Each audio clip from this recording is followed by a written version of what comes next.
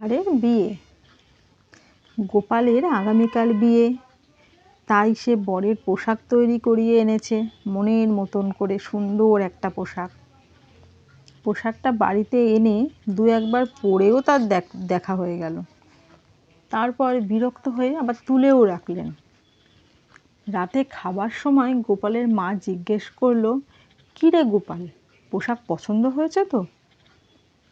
গোপাল বলল, সবই ঠিক আছে মা, কিন্তু বেটা দর্জি আমার পাঞ্জাবিটা একটু বেশি লম্বা করে দিয়েছে। পরের দিন সকালে গোপাল বেরিয়ে গেল কৃষ্ণনগর বাজারে। মায়ের হঠাৎ মনে পড়ে গেল কাল রাতে গোপাল বলেছে তার পাঞ্জাবিটা বড় হয়েছে।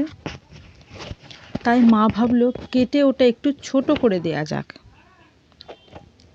এই ভেবে তিনি পাঞ্জাবিটা খানিকটা ঝুলে কেটে সেলাই করে রাখলো।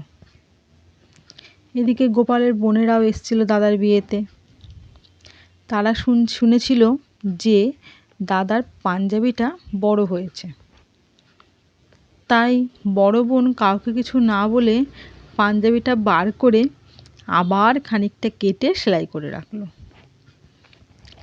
দুপুরে খাওয়া দাওয়ার পর ছোট বোনের মনে পড়লো দাদার পাঞ্জাবিটা তো দাদা বলছিল বড় হয়েছে, সেটা ঠিক করিয়ে দেওয়া দরকার, না হলে দেখতে একদম বেমানান লাগবে।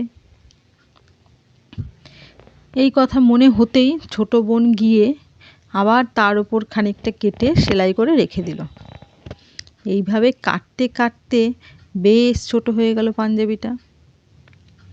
বিয়ে করতে যাওয়ার সময় গোপাল পাঞ্জাবি পরতে গিয়ে তো অবাক, যে পাঞ্জাবিটা বড় ছিল সেই পাঞ্জাবিটা ছোট হয়ে এমন হয়ে গেল যে পেটের ওপরে উঠে গেল।